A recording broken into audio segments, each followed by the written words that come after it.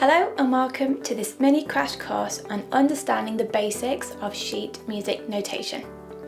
Ideal for those who are familiar with creating music and perhaps know a little music theory, but do not know how to read or write it on paper.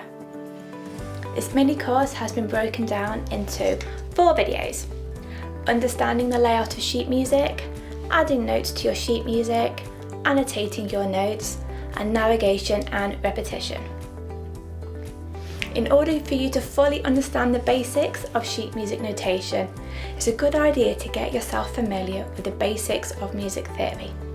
And I also have a mini crash course on that, links in the description. So let's get started. What is sheet music? Now, sheet music is a form of music notation that uses symbols and signs to indicate pitches, rhythms, and dynamics in a piece of music.